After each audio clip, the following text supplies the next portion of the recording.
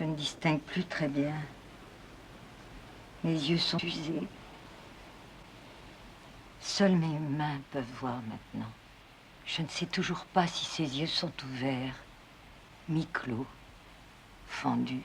Elle est usée par le temps, elle aussi.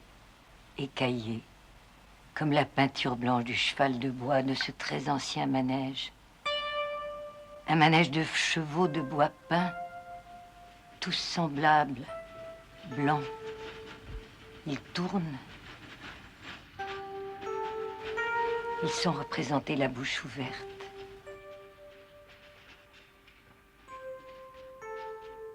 C'est un manège pauvre, sans enluminure, sans boules multicolores, sans guirlandes. Mais il tourne en faisant de la musique. Et les enfants tournent sur lui, sans voir leur monture immobile appeler au secours de toute la force de leur bouche muette de chevaux de bois.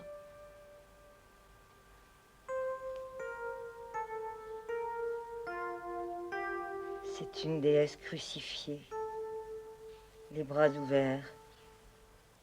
Elle me regarde.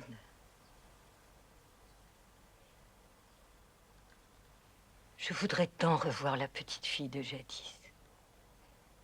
La petite fille qui venait des corons du Nord.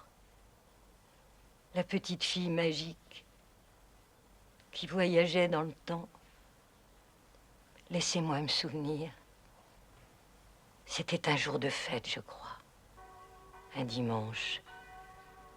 Le manège tournait dans le village. Et j'allais vers la vieille église.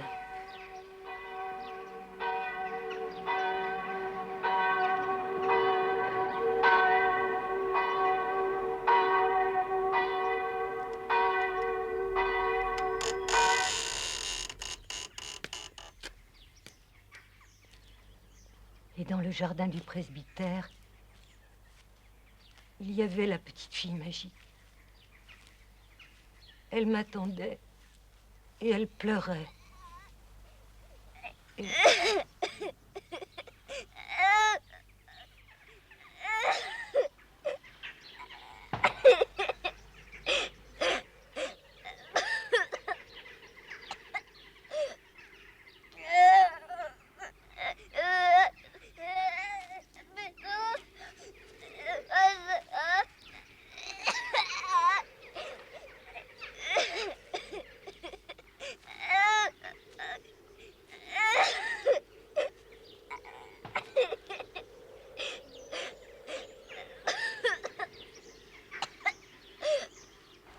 Pourquoi tu pleures? Parce que personne ne veut jouer avec moi. Moi, je veux bien. Comment tu t'appelles? Marie, et toi, c'est Michel? Comment tu le sais? Ça, c'est la déesse Lune. Elle sait tout. Elle est magique. Tu me la prêtes? C'est vrai qu'on dirait la Lune. Elle est toute ronde. Tu crois vraiment que c'est la déesse Lune? Tu veux voir la magie? Tu veux que je t'emmène en voyage avec la déesse Lune? D'accord.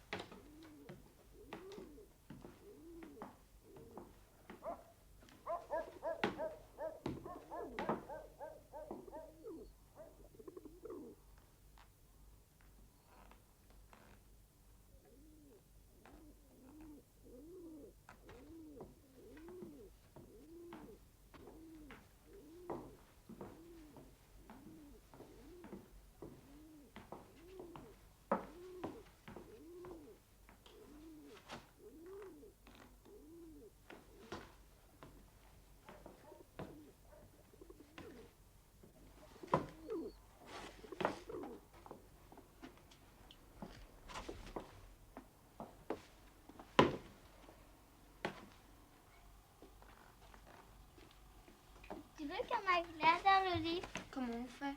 Regarde.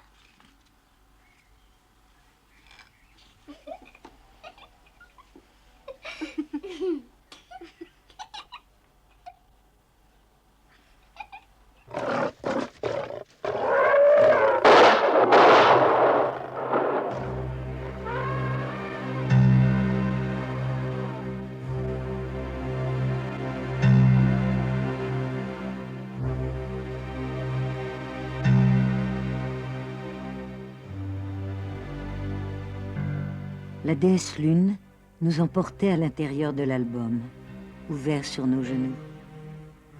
Le livre devenait un écran de cinéma, l'écran du rêve. Nous étions en voyage, là où on ne va qu'en passant de l'autre côté du miroir. Là où sont parties les jeunes filles disparues du pique-nique à Ankin Rock. Où Errol Flynn emporte Micheline Prel à la fin de la taverne de la Nouvelle-Orléans. Où va la barque qui emmène Stewart Granger au large de Moonfleet. Nous allions là où se dirigent, par les toits, les enfants insurgés de zéro de conduite. Où les colombes des yeux sans visage guittent et discobent. Où dansent les amants de Dark Passage au bout de la route qui entraîne Chaplin et Paulette Goddard loin des temps modernes. C'était nous la jeune fille à l'ombrelle blanche qu'Everett Sloan ne fait qu'entrevoir dans Citizen Kane. Nous étions toutes les petites filles de la photo de Mortelle Randonnée. La fleur étrange qui pousse là où sont morts Jennifer Jones et Gregory Peck dans Duel au soleil. Nous étions à l'intérieur de la boîte à musique de la morte vivante. Sur le viaduc abandonné où errent les amants au cerveau détruit de la nuit détraquée. Cachés dans l'horloge du frisson des vampires, qui s'ouvre au 12e coup de minuit, derrière le rideau de théâtre de la vampire nue. C'est nous que regarde au-delà des grilles qui l'emprisonnent, la petite asiatique des trottoirs de Bangkok. Nous qui faisons valser sur le pont-levis les jeunes filles 1900 de fascination, héroïnes de tous les feuilletons, de tous les céréales, de tous les épisodes. Nous partions à la recherche de l'île de King Kong, qui dissimule le fantôme de l'opéra. Balao, le mystérieux docteur Satan, la reine des jungles, Monsieur Lange et Arizona Jim, Rocambole et Sir Williams.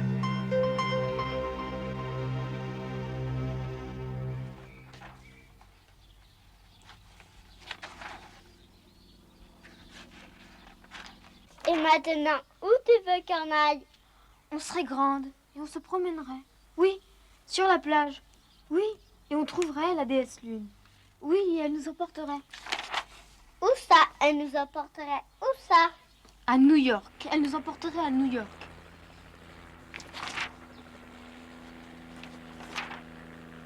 Oui, elle peut le faire sûrement. Tu vois les buildings et le pont de Brooklyn et Chinatown. Regarde, je les vois. Peut-être que tu es une petite fille magique, toi aussi, après tout. Quel âge on a? On est grand d'au moins 23 ans au moins. On se promène près de la mer. Sur le boulevard Front de Mer. Tu vois, là-bas, sous la falaise, comme une plage de galets, tu entends les mouettes qui crient? Oui, oui, je les entends, les mouettes. Et la falaise, est-ce que tu la vois? Oui, oui.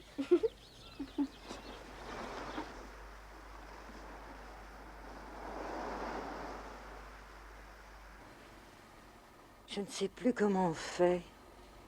Sans elle, sans Marie, je ne peux pas me souvenir.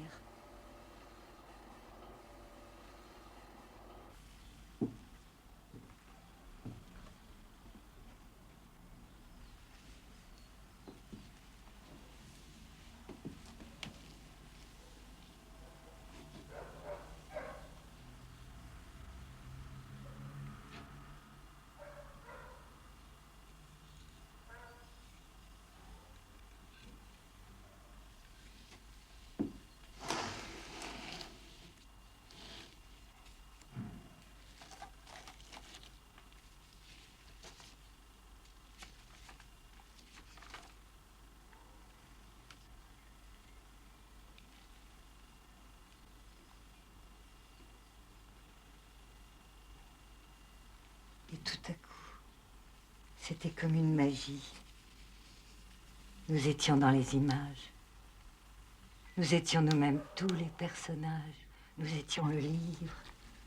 Nous étions le journal des voyages et des aventures de terre et de mer.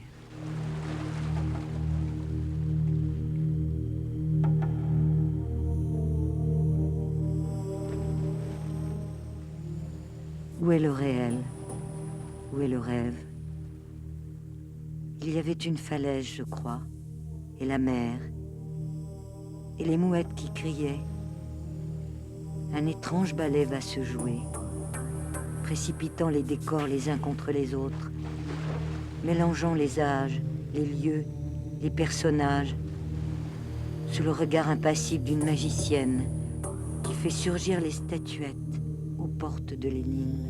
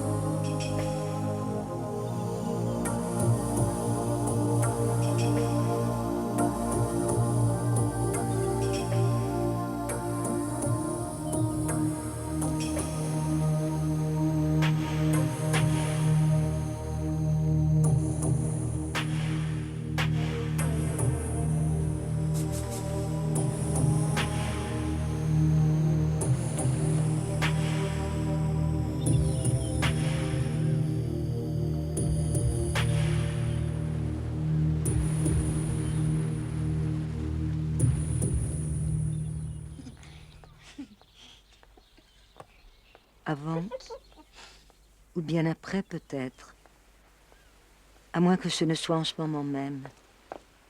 Les deux petites filles plongent dans le livre et en ressortent transformées en charmantes midinettes qui rêvent des gratte-ciels de New York et du pont de Brooklyn.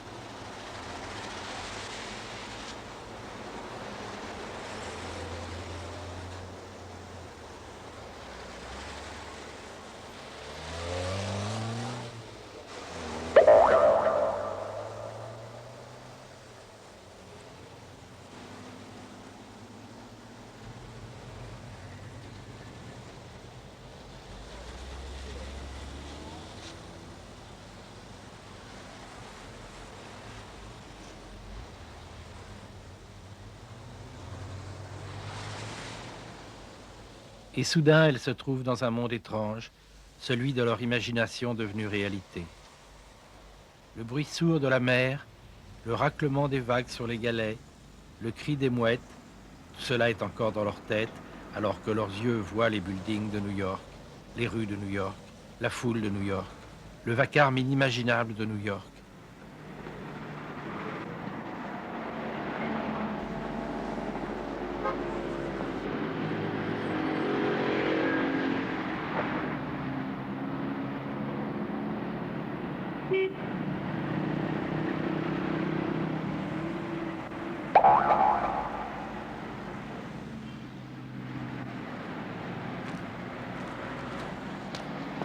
Mais la magie qui les anime, qui pour elles abolit le temps et l'espace, les sépare.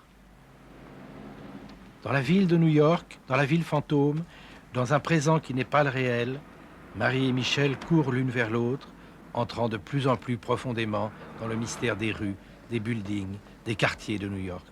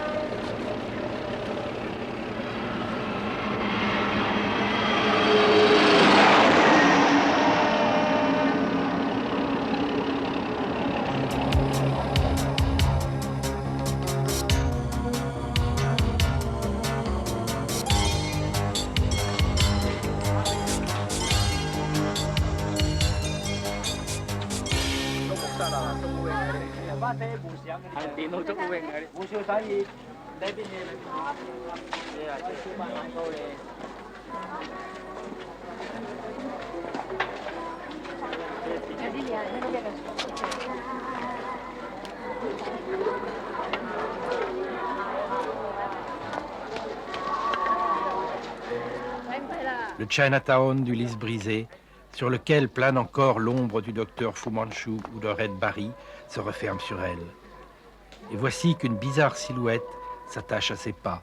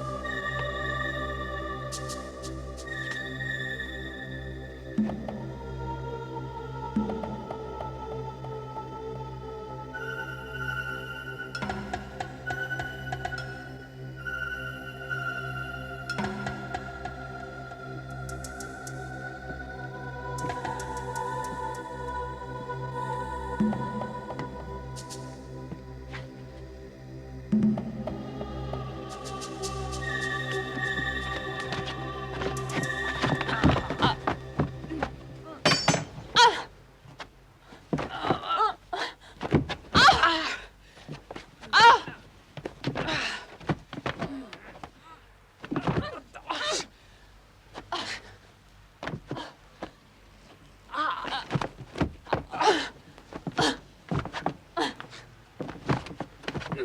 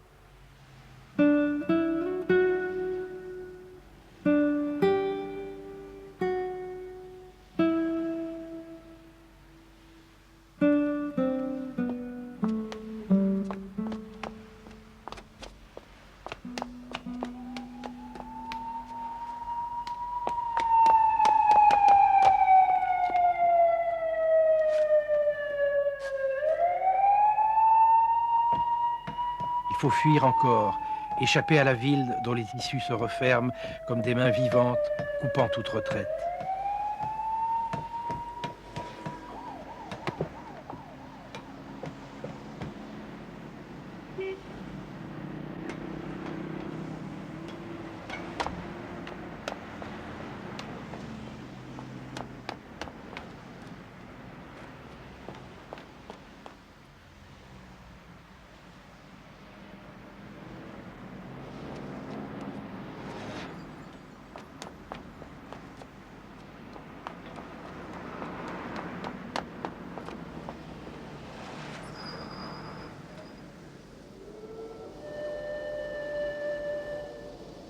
Marie et Michel, peut-être que vous n'avez jamais cessé d'être deux petites filles penchées sur un livre d'images.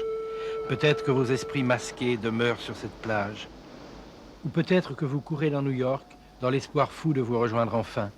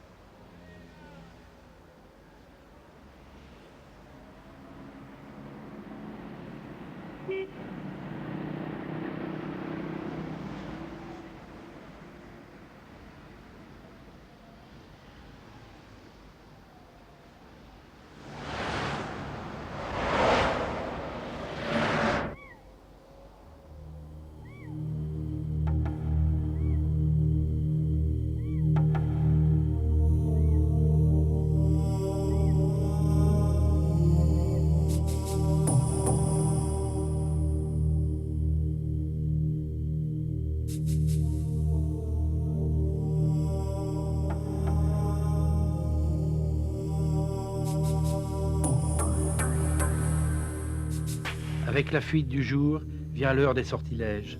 La plus belle apparition, plus somptueuse que la nuit noire elle-même, est celle de la blanche femme vampire qui maintenant va hanter la nuit de New York.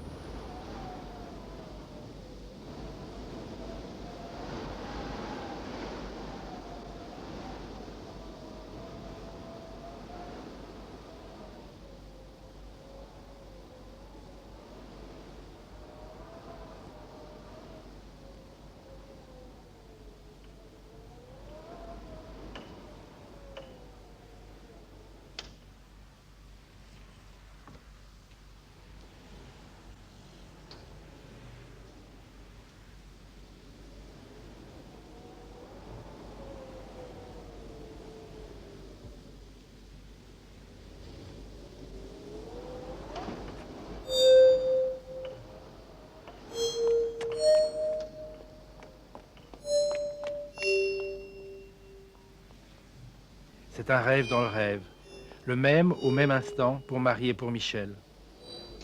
Dans le rêve de Marie paraît une rose rouge, dans le rêve de Michel paraît une rose blanche.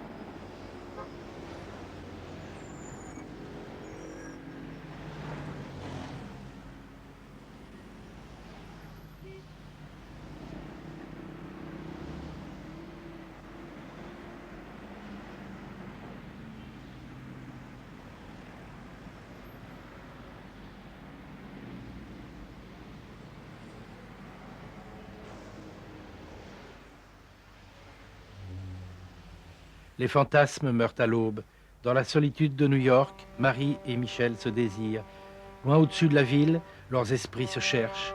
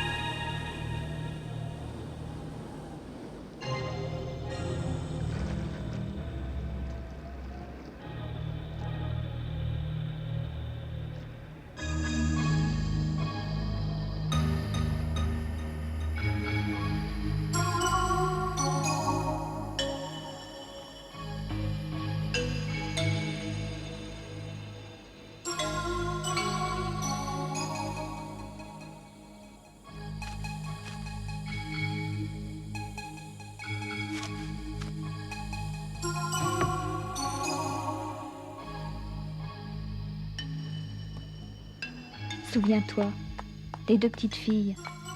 La déesse Lune les emporte à New York, à Rome, à Tokyo, partout.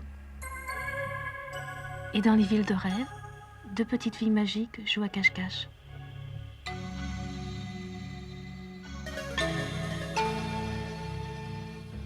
Glisse-toi dans ma tête. Écoute. J'entends la mer, j'entends le cri des mouettes. Cherche encore. Regarde. Regarde dans ma tête. Je vois les oiseaux et les vagues. Je vois et j'entends avec ta tête, tes yeux, ton esprit. Je sens avec ton corps. Je suis toi.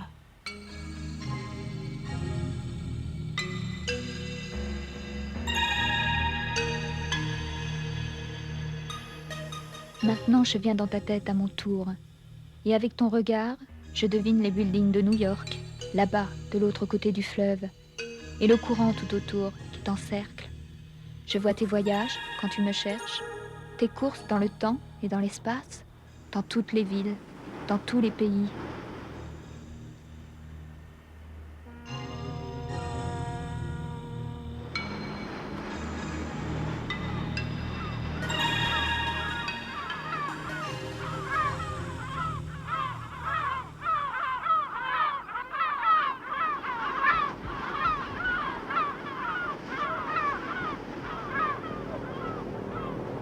Je tangue avec ton bateau. New York approche. Écoute la ville mugir de toutes ces sirènes. J'existe dans New York, quelque part. Je serai toujours cachée dans un petit coin de ta tête, pour que tu puisses me trouver. Chaque fois que tu fermeras les yeux, je serai là. sur tes paupières closes, imprimées sur ta rétine.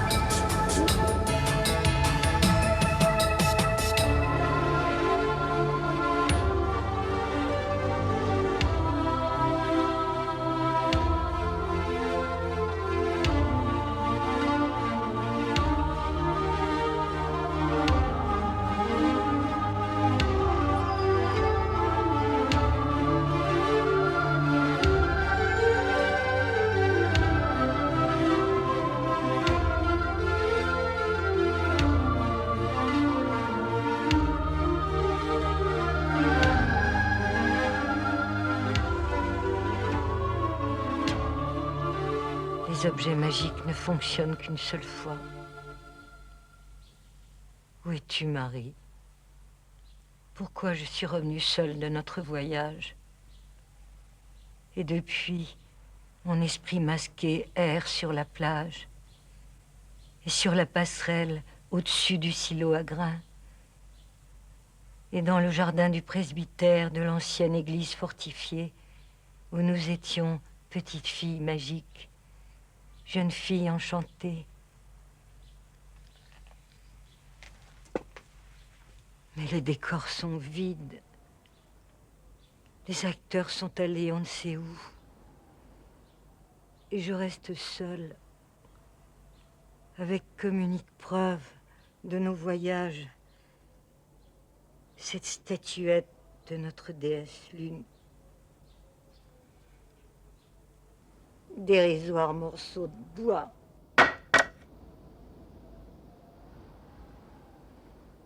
J'attends.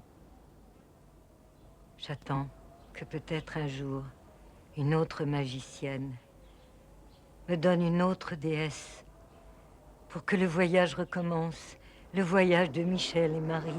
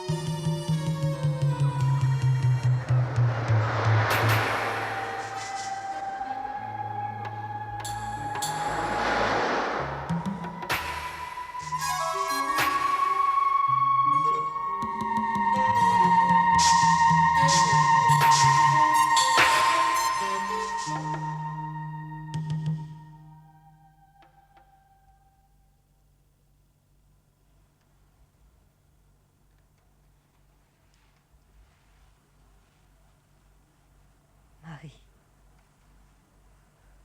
c'est toi qui m'appelles. Tu me fais signe. Attends-moi. Je viens. Je viens. Je viens.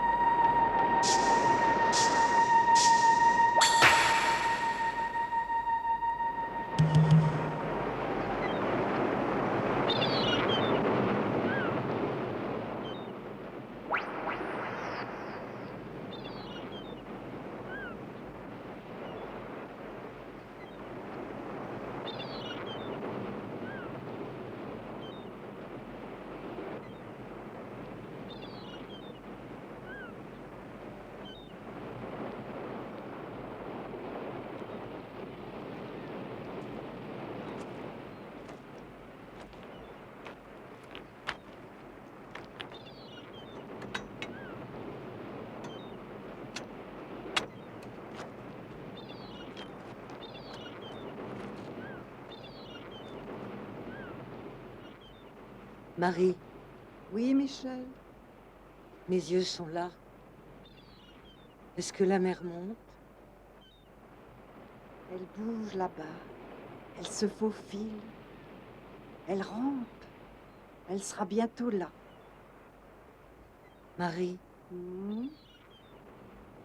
Marie, est-ce que nous aurons le temps? Le temps de redevenir des petites filles magiques. Tu te souviens? Il y avait du vent, je crois. La lumière était blanche. Blanche. C'était peut-être l'été. Non. C'était le même instant qu'aujourd'hui. Un instant d'automne, à marée montante. Michel est une petite fille du Nord. Elle a poussé près des corons, dans la brique rouge.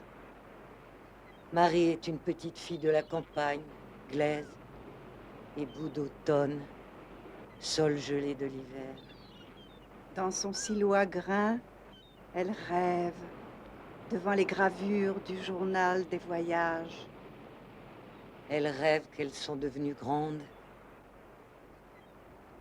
Sur la plage, elle ramasse une statuette magique qui les entraîne, qui les enlève, les fait voyager. Une longue traversée.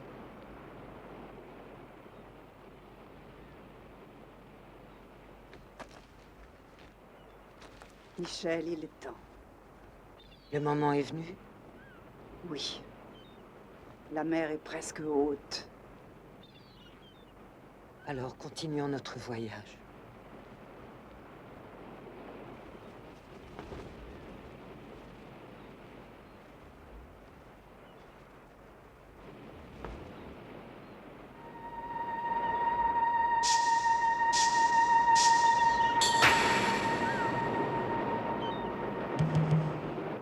Dis, on voyage encore une fois?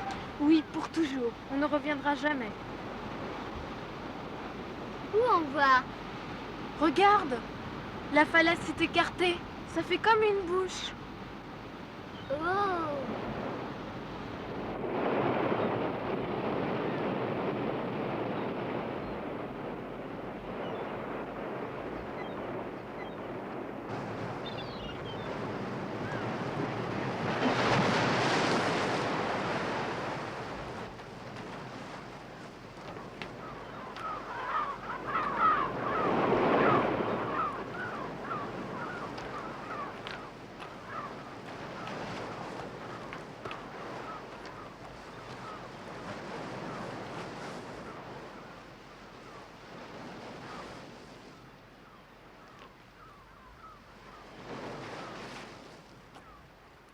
Le passage dans lequel disparaissent Michel et Marie est à jamais scellé. On n'y entre qu'une seule fois et il est sans retour.